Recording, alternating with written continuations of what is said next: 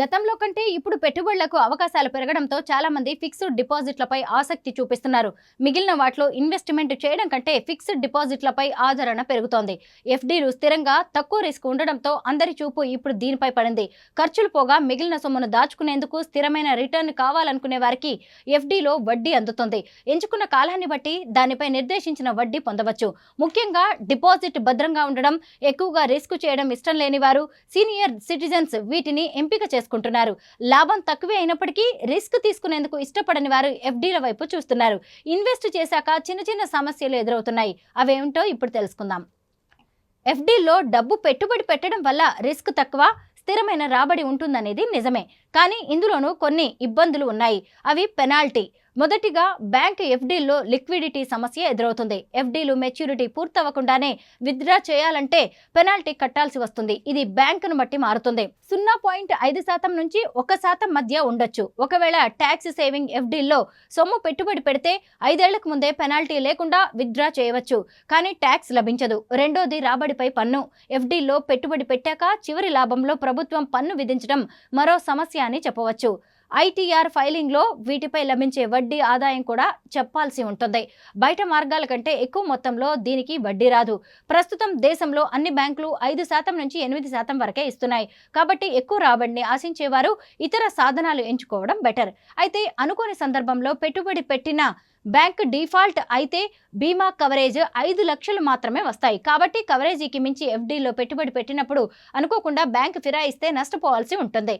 Fixed డిపాజిట్స్లో సొమ్ము పెట్టిన తర్వాత మెచ్యూరిటీ పూర్తయ్యే మొత్తానికి వడ్డీ ఉంటుంది.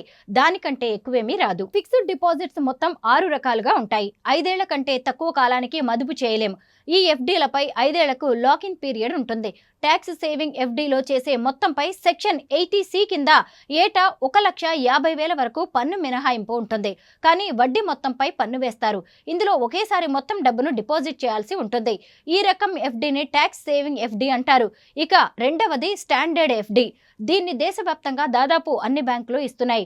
ముందుగా ఎంత కాలానికి అనే విషయాన్ని ఎంచుకుని మదుపు చేయాల్సి ఉంటుంది.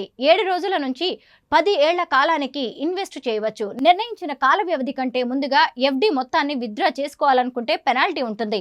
దీనిపై లోన్ తీసుకునే వీలుంటుంది. ఏవైనా సంస్థలు బ్యాంకింగ్ ఏతర ఆర్థిక సంస్థల వద్ద డిపాజిట్ చేసే వాటిని కార్పొరేట్ ఎఫ్డీ అంటారు. ఈ ఎఫ్డీలపై ఎక్కువ వడ్డీ వస్తుంది. అయితే ఇందులో రిస్క్ ఎక్కువ ఉంటుంది. సాధారణంగా ఇలాంటి వాటిలో AAA రేటింగ్ ఉన్న వాటిలోనే మదుపు చేయడం మెరుగైన ఎంపికని బిజినెస్ ఎక్స్పర్ట్స్ చెబుతున్నారు. దీన్ని కార్పొరేట్ ఎఫ్డీ అంటారు. 4వ రకం సీనియర్ సిటిజన్ ఎఫ్డీ. ఇది సీనియర్ సిటిజన్లకు మాత్రమే వర్తిస్తుంది. సాధారణ ఖాతాదారుల కంటే దాదాపు 0.25% నుంచి 1% వరకు అధిక వడ్డీని బ్యాంకులు ఇస్తాయి. ఇక 5వ రకం ఫ్లెక్సీ ఎఫ్డీ. ఇది సేవింగ్స్ అకౌంట్. ఎఫ్డీ అకౌంట్కి అనుసంధానం చేసి ఉంటుంది. కొంత మొత్తంతో ఎఫ్డీని ప్రారంభించిన తర్వాత సేవింగ్స్ అకౌంట్లో ఎంచుకున్న పరిమితి కంటే ఎక్కువ నగదు ఉంటే ఎఫ్డీ ఖాతాకు బదిలీ అవుతుంది.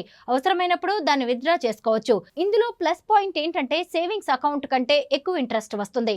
చివరిగా స్పెషల్ ఎఫ్డీ.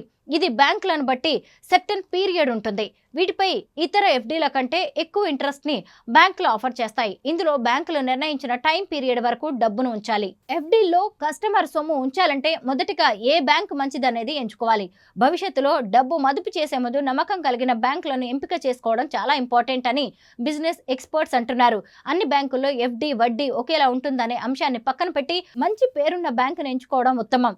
ముఖ్యంగా కేర్, క్రిజిల్ లాంటి రేటింగ్ సంస్థలు బ్యాంకులు ఎన్బిఎఫ్లకు ఇచ్చే రేటింగ్ను బట్టి వాటిని ఎంపిక చేయవచ్చు. ఉదాహరణకు AAA రేటింగ్ ఉన్న బ్యాంకులు అయితే బెటర్.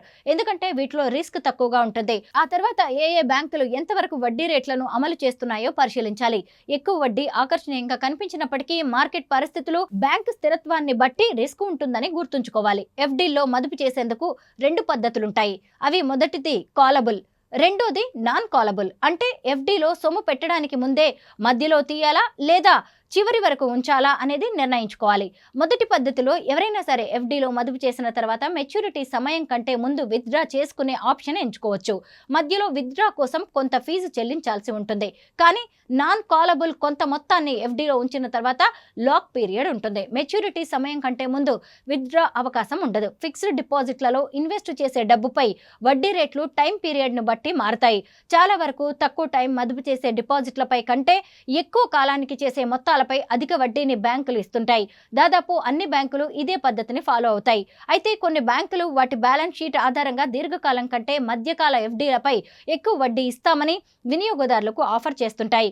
మరికొన్ని బ్యాంకులు దీర్ఘకాలానికే అధిక వడ్డీ ఇవ్వడానికి సిద్ధమవుతాయి. కాబట్టి ఎఫ్డీలో మదుపు చేయడానికి ముందు ఏ బ్యాంకులు ఏ కాల పరిమితులపై ఎంత వడ్డీని ఇస్తున్నాయనే విషయాన్ని తెలుసుకోవడం మంచిది. ఎఫ్డీలో ఇన్వెస్ట్ చేసే సొమ్ముపై వడ్డీ రేట్లు వివిధ రకాలుగా ఉంటాయి. మొదటి క్యుములేటివ్ విధానంలో పెట్టుబడి మొత్తాన్ని మెచ్యూరిటీ పూర్తయ్యే వరకు లాక్ చేస్తారు. కాల వ్యవధి పూర్తయిన తర్వాతే ఇన్వెస్ట్ చేసిన అసలు వడ్డీని కలిపి ఇస్తారు. నాన్ క్యుములేటివ్ పద్ధతిలో ప్రతి నెల లేదంటే త్రైమాసికానికి, అర్ధ సంవత్సరం లేదా ఏడాదికి ఒకసారి వడ్డీ ఆదాయం పొందవచ్చు. ఇది ఎవరి అవసరాలకు తగినట్టుగా వారు ఎంపిక చేసుకోవచ్చు. ఒకవేళ అవసరమైతే డిపాజిట్ను నిలిపివేసి పెట్టుబడి మొత్తాన్ని తీసుకోవచ్చు. ఎఫ్డీలపై లోన్ పొందవచ్చు. ఏదైనా అత్యవసరానికి బ్యాంకులో రుణం తీసుకోవాల్సి వస్తుంది. ఆ సమయంలో దరఖాస్తు చేసుకోవడం, ఇతర వివరాలు అందజేయడం వంటి ప్రక్రియ ఉంటుంది.